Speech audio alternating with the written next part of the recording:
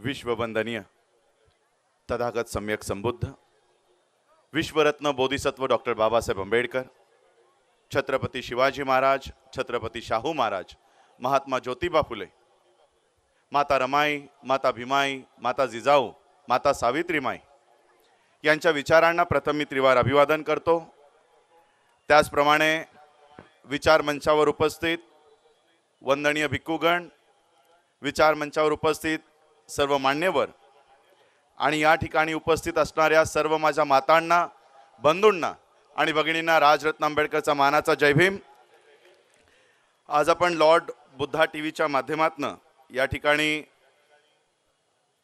विजय स्तंभास आपण विश्व विक्रमी अशी वंदना देण्यासाठी इकडे सगळे जमलेले आहात। त्या अनुषंगाने मी माझ्या वतीने, आंबेडकर कुटुंबियांच्या वतीने या शौर्य दिनानिमित्त या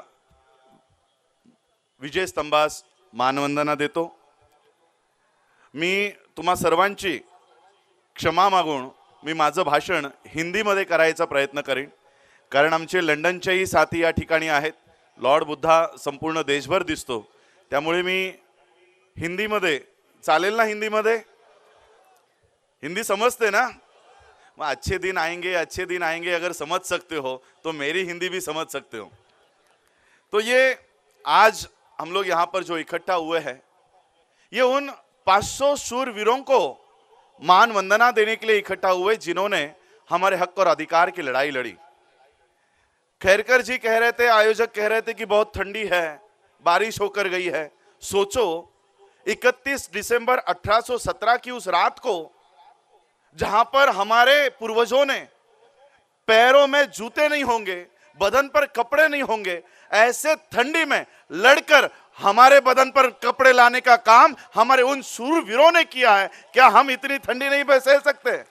अगर वो लोग नहीं लड़ते तो आज हमारे बदन पर ये कपड़े नहीं होते। वो अगर उस ठंडी में नहीं लड़ाई करते तो आज हम लोग ये ऐसी अच्छी परिस्थिति में नहीं होते।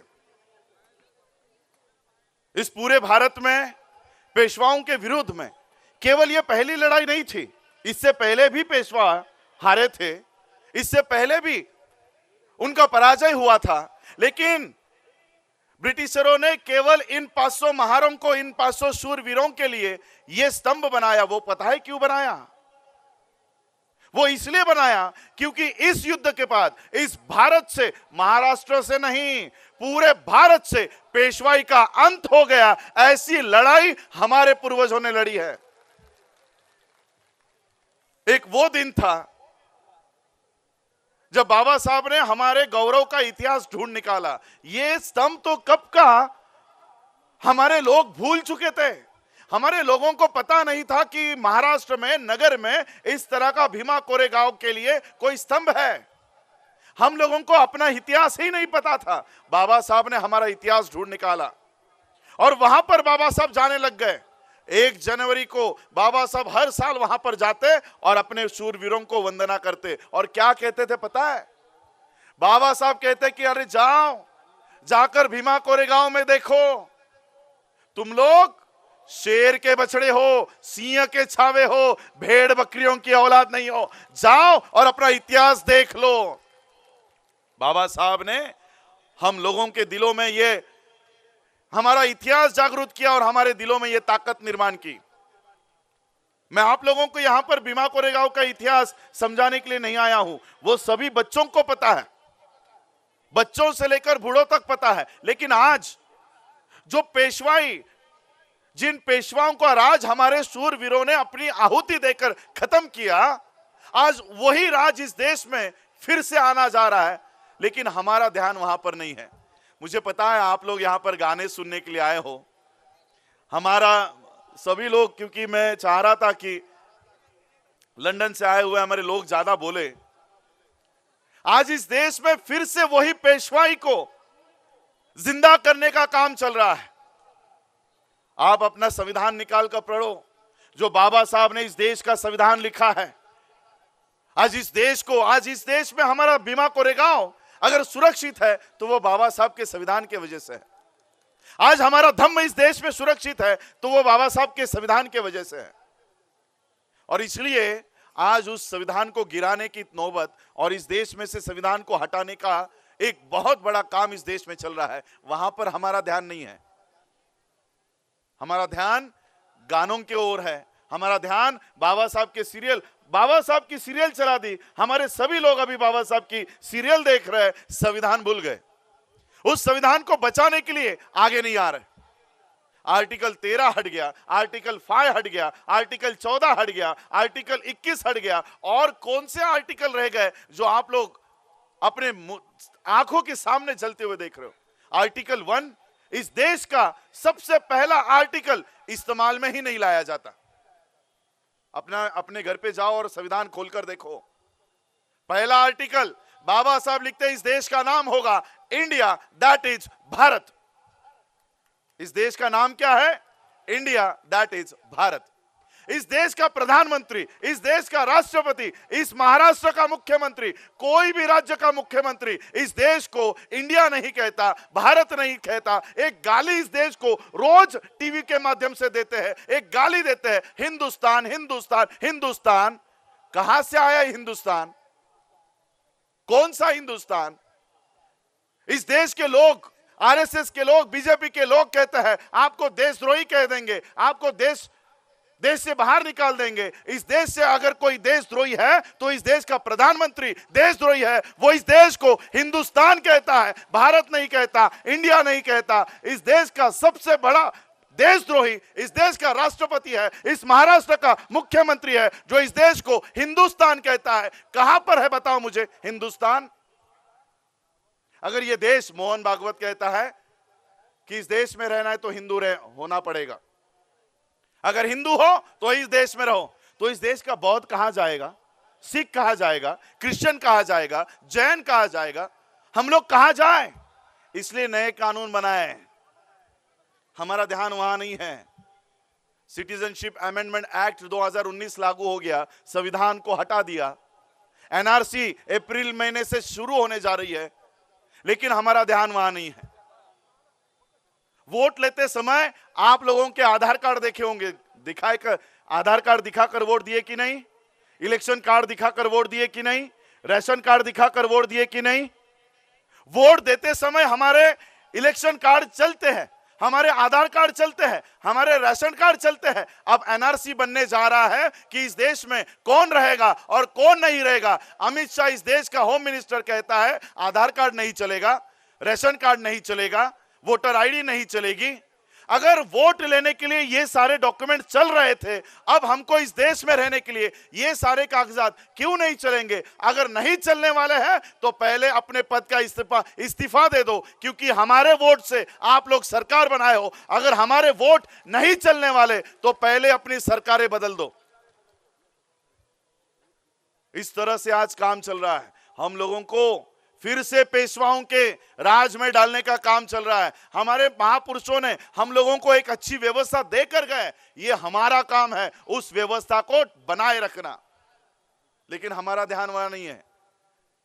मैं परसों ही हैदराबाद से गुलबर्गा जा रहा था, तो बीच में मेरे बच्चे मुझसे इंटरव्यू कर रहे थे। उन लोगों को मैंने कहा, हम लोगों के पास सिर्फ बाबा साहब की तस्वीरें हैं। जैसे खेरकर जी ने कहा कि कौन सा बाबा साहब आगे लेकर आना है, इसके ऊपर आरएसएस बहुत बड़ा काम कर रही है। हमारे पास बाबा साहब नहीं है, हमारे पास सिर्फ बाबा साहब के फोटो है, पुतले हैं, स्मारक है। असली बाबा साहब उनके कब्जे में है, उनके कब्जे में है। 370 पे बराबर बाबा साहब अंबेडकर जी का वो पैराग्राफ आगे लेकर आए। और अभी सीएए में नंद कुमार आरएसएस का फुल टाइमर बाबा साहब का नाम ले रहा है और क्या कह रहा है? सीएए के, सिटीजनशिप अमेंडमेंट एक्ट के, बाबा साहब तो समर्थक थे। असली बाबा साहब तो उनके कब्जे में है। सारे राइटिंग एंड स्पीचेस पर वो लोग काम कर रहे हैं। हम लोग क्या कर रहे हैं? बाबा साहब का फोटो लेकर आते हैं, माला लेकर आते हैं, कैंडल लगाते हैं, अगरबत्ती लगाते हैं, हाथ जोड़ते हैं और बोलते हैं हमारा काम खत्म। बाबा साहब के विचारों पर हम लोग आज भी नहीं चल रहे। कम से कम बाबा साहब के संविधान को बचाने का तो काम हम लोगों को करना चाहिए। एक एक आर्टिकल इस देश से हट रहा है।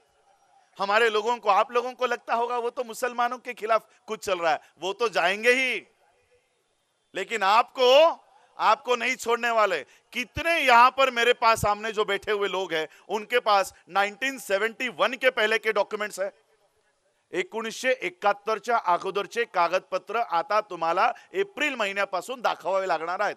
ज्याच्याकडे 1971च्या अगोदरचा कसलाही पुरावा नाही तो एका रात्रीत या देशाचा नागरिक राहणार नाही। 1971 के पहले के डॉक्यूमेंट्स आप लोगों को ढूंढ के निकालने पड़ेंगे। बैल साहब, हमारे घरों में किचन में प्याज नहीं मिल रहा, 1971 का डॉक्यूमेंट कहां से मिलेगा? 1971 के डॉक्यूमेंट्स जिसके पास नहीं है वो देश का नागरिक नहीं। और आप लोगों को देश छोड़ के जाने की जरूरत नहीं है, आप लोग यही रहोगे। कानून उसी तरह से बनाया है कि इस देश का बौद्ध इधर ही रहेगा, क्रिश्चियन इधर ही रहेगा। और आप लोग जब इस देश में डाउटफुल सिटीजन, एक कॉलम बनाया है डाउटफुल सिटीजन, की याच्यावर शंका आहे, याच्याकडे कागदपत्र नाही, वो सारे सिटीजन इस देश में ही रहेंगे लेकिन उनको नागरिकता का अधिकार नहीं मिलेगा। इसका मतलब क्या कि आपको इस देश में शिक्षा का अधिकार नहीं होगा, आपको वोटिंग राइट नहीं होगी, आपका बच्चा अगर कोई बीमार हो गया तो किसी भी सरकारी अस्पताल में उसकी देखभाल नहीं की जाएगी, आप लोगों को नौकरियों में अधिकार नहीं होगा, रिजर्वेशन नहीं होगा, कोई भी अधिकार आप लोगों को इस देश में नहीं होगा। आ रही है कि नहीं पेशवाई? हेच होतं की नाही पेशवाईमध्ये? पुन्हा या देशामध्ये, पुन्हा या देशात पेशवाई उभं करायचं काम या देशामध्ये सुरू झालेलं आहे। इतने सालों के बाद हम लोगों को यह कहा जा रहा है कि आप इस देश के अभी नागरिक नहीं हो। इसलिए मैं हमेशा यह स्टेटमेंट देता हूं, इस देश का प्रधानमंत्री अगर हमको नागरिक मानने के लिए, इस देश का रहिवासी मानने के लिए तैयार नहीं है तो हम भी इस प्रधानमंत्री को प्रधानमंत्री मानने के लिए तैयार नहीं है। हम लोगों को देखना होगा। समय मेरे पास कम है इसलिए मैं एक छोटी सी बात आप लोगों को बताना चाहता हूं कि बाबा साहब हम लोगों को संविधान देकर हम लोगों की क्या व्यवस्था बाबा साहब ने खड़ी की है और क्यों आज की ये आरएसएस की व्यवस्था इस देश के संविधान के खिलाफ क्यों है, क्यों नहीं चाहती इस देश का संविधान इस देश में रहे। ऐसा क्या लिख कर गए हैं बाबा साहब कि इन लोगों को सारे के सारे लोग बाबा साहब के संविधान के पीछे हाथ धोकर पड़ गए हैं। मैं आप लोगों को बाबा साहब का एक किस्सा बताता हूं। बाबा साहब ने 26 नवंबर 1949 को इस देश को संविधान निर्माण करके दिया। बाबा साहब ने संविधान निर्माण करके दिया और अपने स्पीच में बाबा साहब कहते हैं कि यह संविधान कितना भी अच्छा क्यों ना हो, यह संविधान कितना भी अच्छा क्यों ना हो, अगर इसको चलाने वाले लोग गलत है तो यह संविधान किसी काम का नहीं। आज यह संविधान किसके हाथ में है? इस देश का संविधान किसके हाथों में है? गोधरा हत्याकांड का प्रमुख आरोपी अमित शाह जैसा तड़ीपार इस देश का होम मिनिस्टर है। प्रज्ञा सिंह ठाकुर जो बेल पर है, टेररिस्ट एक्टिविटीज में जेल में गई थी, उसके हाथों में संविधान है। मुझे आप बताओ, क्या ये लोग इस देश को देश के संविधान के ऊपर चलाएंगे? और क्या है ऐसा संविधान में? बाबा साहब संविधान देकर अपने घर चले गए।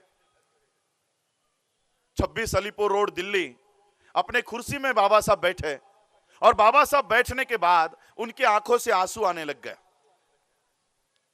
बगल में शंकरानंद शास्त्री खड़े थे, बाबा साहब के सचिव। उन्होंने देखा बाबा साहब रो रहे हैं। अब बाबा साहब को कैसे उठाऊं और कैसे शांत करूं, इसलिए शंकरानंद शास्त्री बाबा साहब के पैरों के यहां बैठे और पैर दबाते दबाते बाबा साहब से कहा कि बाबा साहब, अभी आप इस देश को एक अच्छी व्यवस्था देकर आए हो, किस बात का दुख है आपको, आप क्यों रो रहे हो? बाबा साहब ने कहा, शास्त्री, 1917 से लेकर आज तक मेरे जीवन का जो सफर हुआ, उस सफर को मैं याद कर रहा था और ये सफर याद करते करते मुझे मेरा बच्चा याद आ गया, मेरा सबसे चहीता बच्चा राजरत्न। ये जो मेरा नाम है ये उस बच्चे के याद पर है।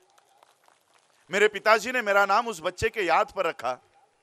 ये राजरत्न 2.5 साल का हुआ तब उसे डबल निमोनिया हुआ था, जुलाई 1926 में। उस समय बाबा साहब की आर्थिक हालात कोई अच्छी नहीं थी। बाबा साहब वकीली किया करते थे और उसमें से जो पैसे मिलते थे वही बाबा साहब अपने घर को लगाते थे। ऐसे हालातों में राजरत्न बीमार हो गया और बाबा साहब के पास पैसे नहीं थे इलाज करवाने के लिए। बाबा साहब हाईकोर्ट गए और तभी माता रमाई ने देखा कि राजरत्न का बुखार बढ़ते जा रहा है। माता रमाई ने बाबा साहब के एक कार्यकर्ता को कहा कि बाबा साहब जहां कहीं पर भी हो उन्हें तुरंत घर लेकर आओ। यह कार्यकर्ता हाईकोर्ट पहुंचा, बाबा साहब को संदेशा दिया। बाबा साहब को पता चला क्या हुआ होगा। बाबा साहब ने वहीं से तांगा किया और बाबा साहब जिस चाली में रहा करते थे उस चाली के सामने यह तांगा आकर रुका। बाबा साहब ने अपने घर में प्रवेश किया। 10 बाय 10 का मकान, छोटा सा मकान, राजरत्न को अपने बाहों में लिया और थोड़े ही देर में बाबा साहब के बाहों में राजरत्न ने दम तोड़ दिया। उस समय बाबा साहब फूट फूट कर रोए, दीवार पर सर पटक पटक कर बाबा साहब रो रहे थे। सभी लोगों को पता नहीं था कि बाबा साहब को शांत कैसे कराया जाए। बाबा साहब का बचपन का दोस्त मालू आगे आया, बाबा साहब को शांत किया और शांत करने के बाद बाबा साहब से कहा कि बाबा साहब अभी राजरत्न के शरीर पर अंतविधि करनी है, उसके लिए कफन लाना है, उसके लिए नए कपड़े लाने हैं, ये पैसे आप हमें दीजिए ताकि सारा साहित्य हम लेकर आते हैं। ये शब्द जैसे ही बाबा साहब के कानों पर पड़े, शांत हुए बाबा साहब फिर से फूट फूट कर रोने लगे। बगल में माता रमाई खड़ी थी। माता रमाई को पता चला कि बाबा साहब अंबेडकर जी के जेब में नए कपड़े छोड़ो, कफन लाने तक के पैसे बाबा साहब के पास नहीं है। माता रमाई ने बदन पर की साड़ी फाड़ी और उस राजरत्न के शरीर पर डाली और ये बात बाबा साहब को 26 नवंबर 1949 को याद आई। बाबा साहब कहते कि शास्त्री एक समय था कि मेरा राजरत्न इस विश्व से जाते समय मैं उसके बदन पर कफन तक डाल नहीं सका। मेरा बच्चा बिना कफन के इस जग से उसको जाना पड़ा, लेकिन आज मैंने इस देश को संविधान निर्माण करके दिया है और ऐसी व्यवस्था मैंने कायम कर दी है कि मेरा आने वाला हर एक राजरत्न ये सूट बूट टाई कोट में जन्म लेगा। ऐसी व्यवस्था मैंने इस देश में बना दी है और यही व्यवस्था इस देश के व्यवस्था को सहन नहीं हो रही। आज बाबा साहब के संविधान की वजह से हमारे गले में जो टाई आ गई है, उस टाई को हटाकर फिर से वो हांडी बांधने की कोशिश हमारे गले में चल रही है। बाबा साहब के आंदोलन के वजह से, बाबा साहब के संविधान के वजह से हमारे कमर में जो बेल्ट आ गया है, ये बेल्ट हटाकर फिर से झाड़ू बांधने की कोशिश संसद से हो रही है। और इसलिए आज देखो हमारे लंदन के साथी यहां पर है। मैं जब लंदन में जाता हूं तो इन्हीं के घरों पे रुकता हूं, यही आंटी के हाथों का हम लोग खाना खाते हैं वहां पर। और आज इस मंच से मैंने आज ही नहीं, मेरे ख्याल से 4 दिन पहले ही एक वीडियो रिलीज किया है जो भारत के बाहर जितने भी अंबेडकराइट्स हैं उनके लिए। और आज मेरे लिए एक अच्छा मौका है कि मैं ये मांग आपके सामने कर रहा हूं। हम लोग भारत में पूरी तरह से घिर चुके हैं, पूरी तरह से। यहां की न्यायपालिका आरएसएस के हाथ में है और ये मैं ऐसे ही नहीं कह रहा हूं, मेरे पास सबूत है। इस देश के सुप्रीम कोर्ट के सबसे टॉप मोस्ट जजेस, अभी जस्टिस गोगोई रिटायर्ड हो गए, justice Gogoi, justice Chelameswar, justice Joseph, ये 4 जस्टिस सुप्रीम कोर्ट के कंपाउंड में आकर उन्होंने प्रेस कॉन्फ्रेंस में कहा कि भारत का लोकतंत्र, भारत का संविधान, भारत की डेमोक्रेसी खतरे में है, इसको बचाओ। कौन कह रहा है? सुप्रीम कोर्ट के जज, सुप्रीम कोर्ट के जज कह रहा है, मैं नहीं। मैं सिर्फ ये बात आपको बताने की कोशिश कर रहा हूं। उन लोगों ने पहले ही कह दी, 2 साल पहले कह दी कि इस देश का लोकतंत्र खतरे में है। पत्रकारों ने पूछा आज आप लोग क्यों कह रहे हो, तो जजेस ने कहा अगर आज हमने ये बात नहीं कही तो हमारे बच्चे कहेंगे कि इस देश का लोकतंत्र खतरे में था, आपने बचाने के लिए क्या किया, हमारे बच्चे हमको ये क्वेश्चन करेंगे। इसलिए आज हम लोग देश के लोगों को बोल रहे हैं देश का संविधान बचा लो। हमारा ध्यान वहां नहीं है, सुप्रीम कोर्ट के जजेस बोल रहे हैं, वहां पर हमारा ध्यान नहीं है। यहां के पार्लियामेंट के ministers, cabinet ministers, cabinet minister का ऑफिशियल स्टेटमेंट है, हम इस देश में सत्ता में इसलिए आए हैं ताकि इस देश का संविधान हटा सके। मध्य प्रदेश के सीएम, हरियाणा के सीएम, इनका ऑफिशियल स्टेटमेंट है। यहां पर पहला एक मंत्री हुआ करता था, मुख्यमंत्री, त्याचं एक मोठं नाव झालं होतं, टरबुजिया। काय म्हणाला होता माहिती आहे?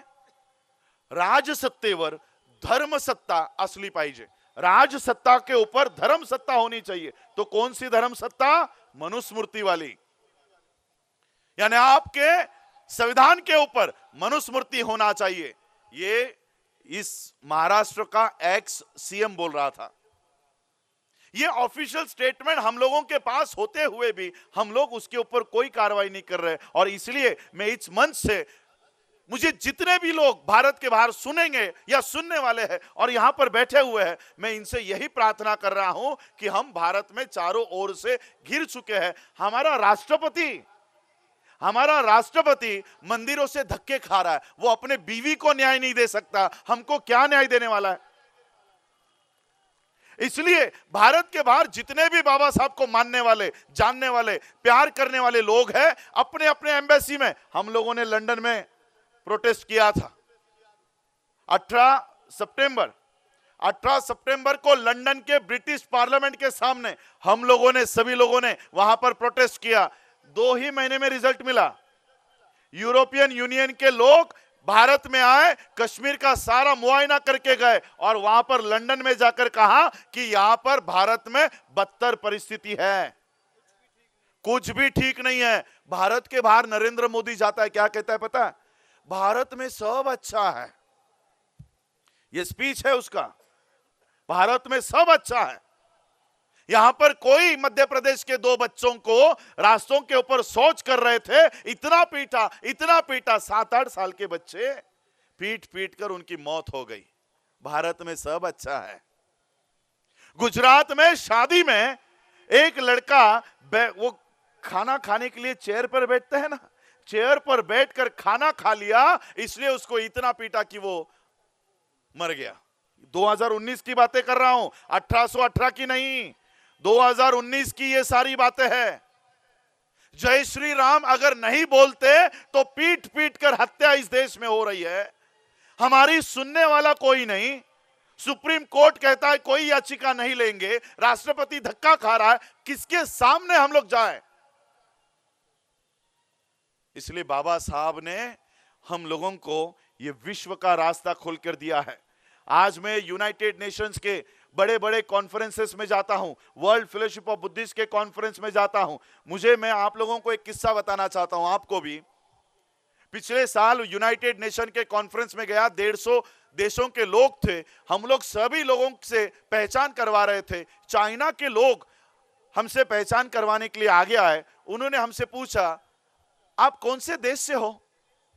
Which country? हमने कहा इंडिया, भारत। क्या कहा पता है चाइना के लोगों ने?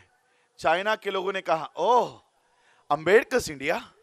आज भी इस देश की पहचान मोदी का या गांधी का भारत के नाम से नहीं होती, अंबेडकर इंडिया के नाम से होती है। आज बाबा साहब को मानने वाले 1, 2, 3, 4 नहीं, 150 देशों के लोग बाबा साहब अंबेडकर जी के साथ खड़े हैं। और इसलिए मैं इन सारे देशों के लोगों से मांग करता हूं, हमारे हक और अधिकार की मांग आपको आपके एम्बेसीज के सामने करनी है, आपके पार्लियामेंट में करनी है। वहां पर नाक पकड़ेंगे, यहां पर मोदी मुंह खोलना शुरू कर देगा। हमको देखो, बाबा साहब ने कभी भी गांधी या नेहरू के सामने हाथ नहीं फैलाए। बाबा साहब ने कभी भी गांधी या नेहरू के सामने हाथ नहीं फैलाए। 1930, 31 और 32 जिस लंदन से आज हमारे मेहमान आए हैं, उसी लंदन में जाके बाबा साहब ने हमारे लिए हक और अधिकार लेकर आए, गांधी से नहीं मांगे। और यही आधुनिक गांधी फिर से जन्मा है। यह फिर से हमारे हक और अधिकार को छीनने की कोशिश कर रहा है। और इसलिए उस समय भी बाबा साहब हमारे लिए लड़ रहे थे और मैं यहां पर खड़ा हूं। ये बाबा साहब का परिवार नहीं है, ये बाबा साहब का परिवार नहीं है। आप लोगों ने मेरा यहां पर नाम डाला डॉक्टर बाबासाहेब आंबेडकरांचे, परंतु ये जो मैं यहां खड़ा हूं ये बाबा साहब का परिवार नहीं है। बाबा साहब की बीवी माता रमाई टीबी से मरी, टीबी से। टीबी कब होता है? जब 2 वक्त की रोटी घर में नहीं बनती, तब टीबी हो जाता है। 4 बच्चे, दवाई नहीं मिली इसलिए मर गए। उस समय बाबा साहब अपने बच्चों को बचाने का आंदोलन नहीं कर रहे थे। मेरे समाज के बच्चे ना मरे इसलिए आपके बच्चों को बचाने के लिए काम कर रहे थे। ये यहां पर जो खड़ा है ये बाबा साहब का परिवार नहीं, ये जो मेरे सामने बैठा है ये बाबा साहब का परिवार है। और इसलिए इस परिवार ने बाबा साहब अंबेडकर जी के दिए हुए हक और अधिकार को बचाने का काम करना चाहिए। एक बाबा साहब करोड़ लोगों का सपना पूरा करके गए, करोड़ों लोगों का। क्या करोड़ लोग मिलके बाबा साहब का सपना पूरा नहीं कर सकते? इसलिए हमको बाबा साहब के उन सपनों को पूरा करना है। आज हमारे यहां पर कलेक्टर आके गए, पुलिस ऑफिसर्स आके गए। इसलिए मैं, क्योंकि समय कम है, मैं एक छोटी सी बात कहकर अपनी बात को विराम दूंगा। बाबा साहब ने यही उम्मीद की थी। आज मैं गर्व करता हूं इन कलेक्टर्स पे, ऑफिसर्स पे, जो आज समाज में उतरकर ये काम कर रहे हैं। ये अपेक्षा बाबा साहब ने की थी। जब बाबा साहब लॉ मिनिस्टर बने तब हमारा एक बच्चा, शेड्यूल कास्ट का बच्चा, आईएएस हो गया। आईएएस होने के बाद बाबा साहब को पता चला कि हमारे कौम का एक बच्चा आईएएस हो गया है, कलेक्टर हो गया है। बाबा साहब कानून मंत्री थे, तो बाबा साहब ने उस बच्चे को न्योता भेजा कि आप आकर मेरी एक बार मुलाकात कीजिए। अब इस बच्चे को बाबा साहब के बारे में कुछ पता नहीं था। इसको लगा कानून मंत्री मुझे बुला रहे हैं, अब मैं नया नया कलेक्टर हुआ हूं तो शायद मुझसे कुछ पैसे चाहिए होंगे। तो ये लड़का, ये बच्चा गया बाबा साहब को मिलने दिल्ली के अलीपुर रोड के बंगलों पर। बाबा साहब पेपर पढ़ रहे थे। बाबा साहब ने देखा वो बच्चा आ गया है। बाबा साहब ने पेपर हटाया और कहा कि अब तुम कलेक्टर हो गए हो। तो बच्चे ने कहा हाँ मैं कलेक्टर हुआ। तुमको लाल बत्ती भी मिली होगी, लाल बत्ती की गाड़ी। तो उसने कहा हाँ मुझे लाल बत्ती की गाड़ी मिली है। अब एक काम करो, उस लाल बत्ती की गाड़ी में बैठकर हफ्ते में एक बार या 2 हफ्ते में एक बार, जैसा आपको समय मिले, एक बार अपनी बस्ती में चक्कर मार के आया करो। ठीक है कहा। बाबा साहब ने इतना कहा और अपना पेपर पढ़ने में मशगूल हो गए। थोड़ी देर बाद, आधे घंटे के बाद बाबा साहब उनका पेपर पढ़ के होने के बाद बाबा साहब ने देखा वो कलेक्टर अभी भी खड़ा है। बाबा साहब ने पूछा क्या हुआ, क्यों खड़े हो? तो कलेक्टर ने कहा आपने मुझे बुलाया था, आपको मुझसे कुछ बात करनी थी, कुछ चाहिए था। तो बाबा साहब को पता चला इसके दिमाग में क्या चल रहा है। बाबा साहब ने कहा तुझे पता है मैंने क्यों कहा कि अपनी गाड़ी में बैठकर आप एक चक्कर अपनी बस्ती में लगाकर आया करो, आपको पता है क्यों कहा? तो होता नहीं मुझे नहीं पता। बाबा साहब ने कहा कि जिस दिन तुम्हारी लाल बत्ती की गाड़ी में बैठकर अपनी बस्ती में जाओगे, जैसे ही तुम्हारी गाड़ी उस बस्ती में जाएगी, कुछ औरतें कपड़े धो रही होंगी। तुम्हारी गाड़ी जैसे ही आगे जाएगी, कुछ औरतें बर्तन मांज रही होंगी, कुछ औरतें झाड़ू लगाती होंगी। वो औरतें तुमको देखेगी। कपड़े धोने वाली औरत कपड़े धोते धोते सोचेगी, झाड़ू मारने वाली, बर्तन मांजने वाली वो औरत सोचेगी कल तक ये बच्चा हमारे बस्ती में घुमा करता था, खेला करता था, आज ये आईएएस बन गया है, लाल बत्ती के गाड़ी में घूम रहा है। अगर ये बच्चा कलेक्टर बन सकता है तो मेरा बच्चा भी कलेक्टर बन सकता है। ये भावना उस औरतों के दिलों में निर्माण होगी। और आज हमारे आठवले साहब यहां पर आए। आठवले साहब यानी वो राज्यसभा में कविता करने वाले नहीं है। ये सही में बाबा साहब का, ये सही में बाबा साहब का खून है, ये सही में बाबा साहब का परिवार है, ये सही में बाबा साहब के बच्चे हैं। मुझे बहुत लोग पूछते हैं, सर आप लोगों को भी पता है, बहुत लोग पूछते हैं कि बाबा साहब की प्रॉपर्टी क्या है। आज भी पूछते। मैं तेलंगाना, हैदराबाद और वहां जाके आया। एक एमएलए, मुझे पता नहीं था ये एमएलए है, और वो नॉन अम्बेडकराइट था, कांग्रेस का था। वो मुझे पूछ रहा था बाबा साहब की संपत्ति से आपको क्या क्या मिला, कितनी जमीन मिली, कितने कॉलेजेस मिले। मैंने अभी, मुझे सीएए में, सिटीजनशिप अमेंडमेंट एक्ट में मुझे पिटीशन फाइल करना था बुद्धिस्ट सोसाइटी ऑफ इंडिया की ओर से। मैंने हमारे नेशनल ट्रेजरर को फोन किया और पूछा कि भाई पैसे कितने हैं अकाउंट में। 1.5 से 2 लाख रुपए अकाउंट की एडवोकेट की फीस है। तो उसने कहा सर इतने पैसे नहीं है, हमारे पास 1,10,000 रुपए कुछ है। तो मैंने एक पोस्ट डाल दी फेसबुक पे कि हमको सीए में पिटीशन डालनी है, हमारे पास पैसे नहीं है, आप लोग 10 रुपए, 20 रुपए, 50 रुपए जितने भी हो सकते हो बुद्धिस्ट सोसाइटी ऑफ इंडिया के अकाउंट में उसको डोनेट करो। मुझे लोगों ने तो दिए, लेकिन कुछ लोगों का ये सवाल था कि बाबा साहब के परिवार के लोग 10 रुपए 20 रुपए क्यों मांग रहे हैं।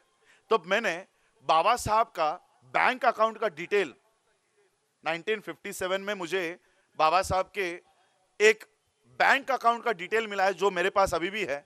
मैंने वो पर्चा फेसबुक पे डाल दिया। अकाउंट में पैसे कितने थे पता है? एक 4 डिपार्टमेंट के मंत्री रह चुके बाबा साहब। 1956 में जब बाबा साहब का महापरिनिर्वाण हुआ तब बाबा साहब मंत्री नहीं, 1 2 3 नहीं, 4 खातों के मंत्री थे, मंत्री रह चुके थे। आज एक एमएलए, एक एमपी छोड़ो, एक कॉर्पोरेटर, नगर सेवक 5 साल में इतने पैसे कमा लेता है कि 7 पूछते उनकी बैठकर खाए, इतने पैसे कमाते हैं। बाबा साहब की महापरिनिर्वाण होने के बाद ग्रीनलैंड बैंक में कितने रुपए थे पता है? 15,306 रुपए और 67 पैसे। कितने? 15,000 रुपए। तो बाबा साहब की संपत्ति क्या है?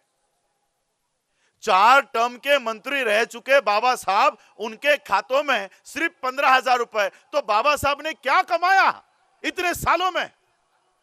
आज मैं उसका जवाब देना चाहता हूं।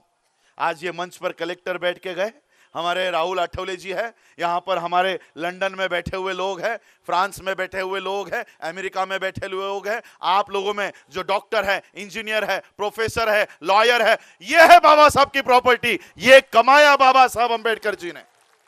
ये है बाबा साहब की सही संपत्ति। और उस संपत्ति में से मुझे बाबा साहब के बंगलों में से रूम नहीं चाहिए, मुझे बाबा साहब के कॉलेज में से एक फ्लोर नहीं चाहिए। मुझे ये जो संपत्ति बाबा साहब ने कमाई है इसमें से अपना हिस्सा चाहिए। अगर समय दे सकते हो तो समय दीजिए। बाबा साहब की इस मूवमेंट को चलाने के लिए अपनी बुद्धि लगा सकते हो तो बुद्धि लगाइए, और अगर पैसे दे सकते हो तो मुझे नहीं, बाबा साहब के हम बच्चे नहीं हैं। बाबा साहब के बच्चे, उन्होंने निर्माण किए हुए संस्था है people's education society, Buddhist society of India और समता सैनिक दल, और आरपीआई अभी तक जन्मा ही नहीं है, उसको हमको निर्माण करना होगा। ये बाबा साहब के बच्चे हैं, इनको बढ़ाओ, इनको आगे लेकर चलो। आज हमारा मीडिया नहीं है, मैं खैरकर जी का दिल से अभिनंदन करना चाहता हूं कि आज खैरकर साहब के वजह से पूरे विश्व में हम लोगों की बातों को रखा जाता है। खैरकर साहब हो, लॉर्ड बुद्धा चैनल हो, हमारे सोशल मीडिया के लोग हो, हम लोगों को इनके पीछे डट कर खड़ा होना चाहिए। और खैरकर साहब का जो एक मिशन चल रहा है कि यहां पर भी एक शौर्य स्तंभ होना चाहिए, ताकि हमारे पूर्वजों का इतिहास, अमरावती और लगत के जितने भी डिस्ट्रिक्ट है, जिला है, उनके बच्चों को पता चले कि हमारे पूर्वजों ने ठंडी में, इतनी रात की कड़ाके की सर्दी में हम लोगों की आजादी की लड़ाई हम लोगों के पूर्वजों ने लड़ी। ये यहाँ के लोगों को इतिहास पता चले, इसलिए एक स्तंभ यहां पर भी होना चाहिए। भीमा कोरेगांव का स्तंभ हमने देखा, मैं वहीं पर था, 31 के रात से 30 की तारीख से वहीं पर था। जितनी ज्यादा से ज्यादा हम लोगों को तकलीफ हो सकती है उतनी तकलीफ देने का काम सरकार जरूर करता है। 6 किलोमीटर तक पैदल कौन चल सकता है? 6 किलोमीटर के पहले ही रास्ते बंद कर दिए, गाड़ियां बंद कर दी। मैं खुद अपने आंखों से देख रहा था बच्चों को खांदों पर बिठाकर, लेकिन वो बच्चा भी जय भीम के नारों से आगे चल रहा था। अरे 6 किलोमीटर क्या, हम लोग ये जो लोग हैं बिहार यूपी से चल चलकर बाबा साहब के दीक्षा भूमि पे पहुंच जाते हैं। 6 किलोमीटर पहले रोकने का क्या काम करते हो? इसलिए हमारा स्तंभ सरकार के हाथ में नहीं होना चाहिए, हमारा स्तंभ हमारे ही हाथ में होना चाहिए। हम लोग अपने नियोजन खुद कर सकते हैं। हमारा स्तंभ, मैं तो मांग करता हूं लॉर्ड बुद्धा चैनल की ओर से, यह स्तंभ अगर आप इसकी नियोजन नहीं कर सकते हो हमारे हाथ में दे दो। इसको पूरे विश्व का 8th वंडर हम लोग बनाएंगे। और यहां पर हमारे लंदन के साथी है, उन्होंने मांग की है लंदन में कि हमारे 500 वीरों का नाम लंदन में वहां पर शूरवीरों का स्तंभ बनाया जाए। तो ये भी आज के इस विश्व विक्रमी मान वंदना, क्योंकि आगे भी हमारा 10 बजे तक का ही समय है और बड़ी मेहनत से हम लोगों ने ये ऑर्गेनाइज किया हुआ है, तो उनको भी समय देना चाहिए। तो इसलिए मैं आप लोगों को यही विनती करना चाहता हूँ इस विश्व विक्रमी मान वंदना के दिन पर कि आप लोग बाबा साहब के दिए हुए संविधान को और हमारे महापुरुषों ने जो हमारे हक और अधिकार की लड़ाई लड़ी, उसको बचाने के लिए उन लोगों ने जो हमसे पेशवाई से हमको बाहर निकाला है, उस पेशवाई को रोकने के लिए हम लोगों को आगे आना चाहिए। मैं आप लोगों से जाते जाते एक ही क्योंकि मैं बहुत पश्चिम बंगाल और मुस्लिम्स लोगों में बहुत काम कर रहा हूं, तो उनकी एक आदत मुझको लग गई है, वो अपनी हर बात शेरो शायरी में करते हैं। उर्दू में बहुत शेर और शायरी होती है, तो एक शेर बोलकर मैं अपनी बात को विराम दूंगा। जो मैंने आज बताया है और जो भारत में परिस्थिति चल रही है, इसको देखते हुए मैं आप लोगों को कहना चाहूंगा कि आज भी अगर तेरा खून ना खोला तो वो खून नहीं पानी है। आज भी अगर तेरा खून ना खोला तो वो खून नहीं पानी है, और जो डॉक्टर बाबा साहब अंबेडकर के काम ना आए वो बेकार जवानी है। जय भीम, जय भारत, जय बुद्ध। धन्यवाद सर।